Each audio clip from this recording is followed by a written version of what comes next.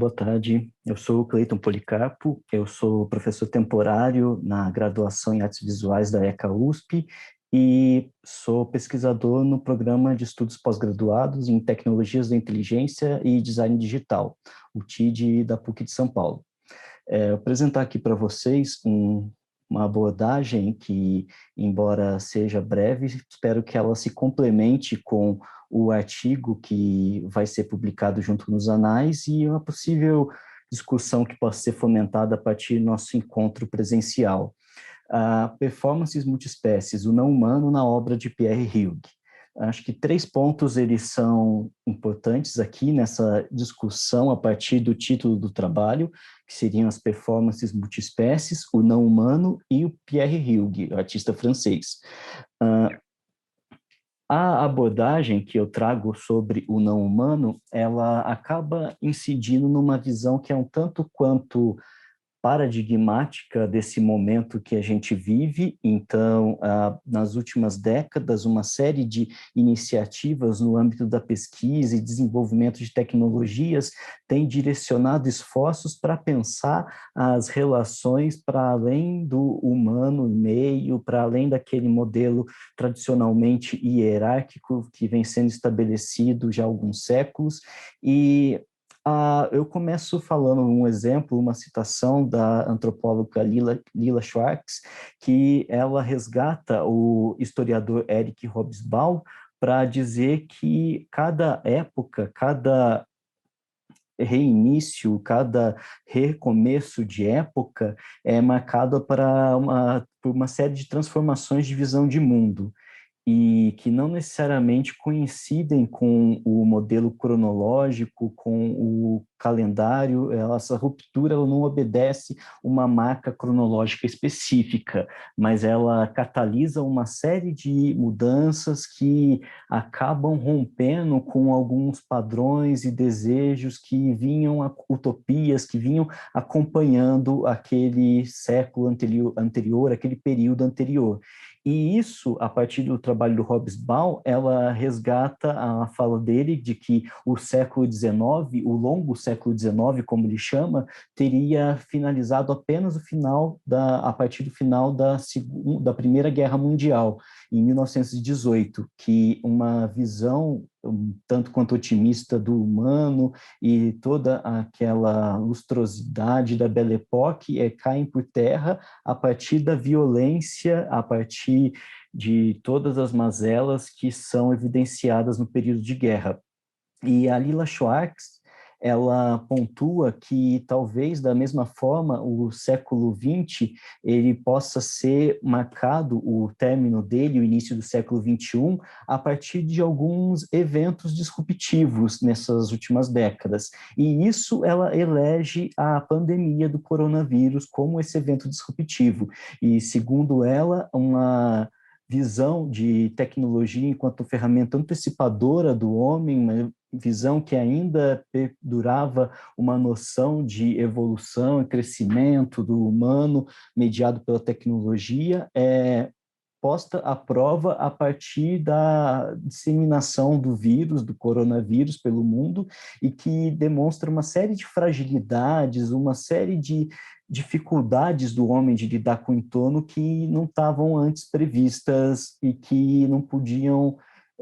continuar atendendo às demandas de um novo modelo, da emergência de um novo modelo de homem. E, de uma certa forma, acho um tanto quanto precipitado a definição de um período, de um evento específico nesse momento, tendo em vista que a gente não tem um distanciamento crítico. Mas é possível observar nas últimas décadas uma série de episódios que têm estimulado uma reflexão sobre os modos de construção de conhecimento, sobre a posição do sujeito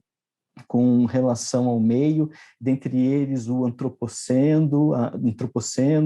a criação de uma nova época geológica a partir da constatação do impacto que a ação do homem tem sobre o planeta, as crises climáticas, o desenvolvimento de tecnologias que são capazes de substituir atividades antes exclusivas do humano, passam a ser realizadas por máquinas, algoritmos, a sofisticação dos algoritmos de Big Data,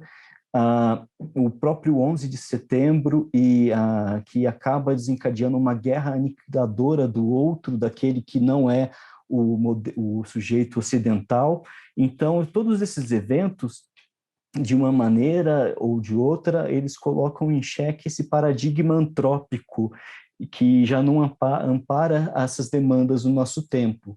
E claro que a pandemia do coronavírus ele vem se somar com essa série de eventos nesse sentido, e isso perpassa uma diversidade de campos de conhecimento das ciências naturais, físicas, das humanidades, como também na arte.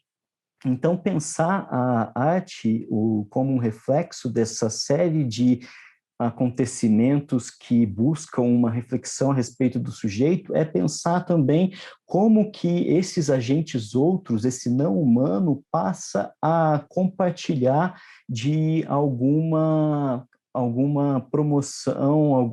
alguma reflexão criativa, como que isso pode contribuir num novo pensamento a respeito do sujeito.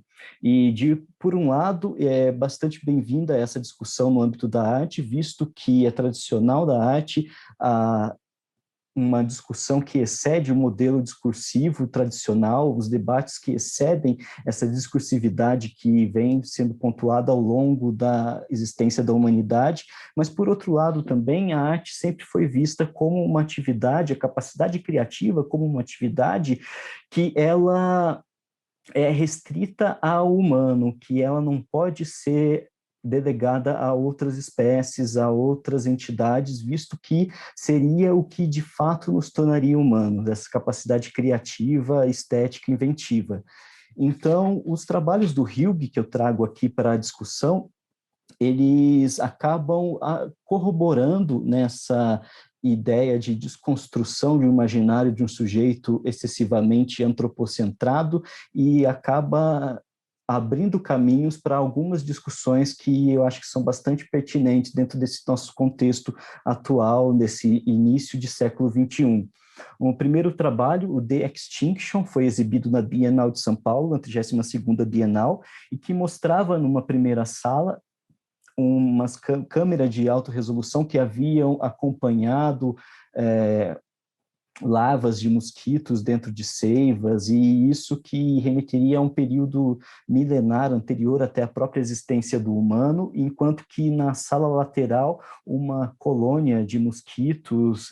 eles interagiam entre si e criavam um sistema autoeficiente também, independente da ação do homem.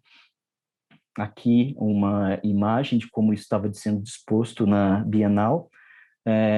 e uma outra série de trabalhos do Pierre Hilg que são interessantes também, enquanto ele resgata uma discussão que antecede a própria percepção e a própria capacidade de apreensão do humano, ele tem alguns outros trabalhos que promovem uma discussão a partir de alguns cânones da história da arte, alguns cânones que marcam a produção de conhecimento do humano ao longo do tempo. Então, Zoldran, esse é um trabalho que faz parte de uma série em que ele desenvolvia aquários onde colocavam objetos e animais para forjar interação entre seres marinhos e coisas, e aqui, esse Zoldran 5, o caranguejo usa a réplica da escultura do Brancusi, da Musa Adormecida, como abrigo. Então, isso traz uma série de discussões sobre a interação desse conhecimento que foi produzido com a natureza e com o meio, para além de um meio estritamente humano. O mesmo Nymphaeus Transplant, que é um trabalho em que ele reproduz literalmente as lagoas que são protagonistas em muitos dos quadros de Monet.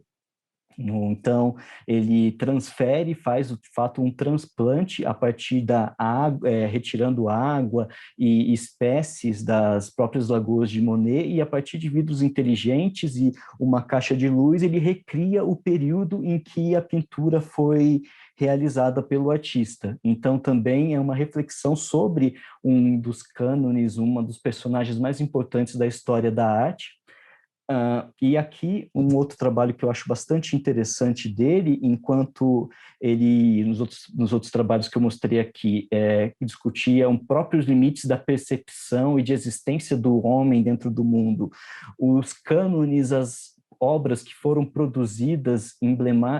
a produção de conhecimento emblemática do humano, aqui ele fala de um cenário pós-apocalíptico de banimento da existência do humano. Esse vídeo foi gravado nas imediações de Fukushima, uma cidade que foi duplamente atingida, tanto por eventos de causa natural, o tsunami, quanto de causa humana, o tsunami que o rompimento dos reatores da usina nuclear, e que criou um ambiente absolutamente inóspito e inabitável, onde ele coloca esse macaco treinado para atender em restaurantes de Tóquio como um personagem o qual ele vai acompanhando e que continua a realizar essa tarefa incansavelmente, mesmo na inexistência de seres humanos. E esse movimento que acaba nos sendo estranhamente familiar, desse macaco que interage com as mesas e que dança e que passeia, acaba causando um desconforto em vê-lo naquela situação, talvez dentro da narrativa que se é construída, uma das últimas entidades que sobreviveram a esse apocalipse. Então, acho que é interessante ver como esse paradoxo da produção do Hugh pode contribuir numa reflexão a respeito da própria condição humana e dos limites dessa natureza humana.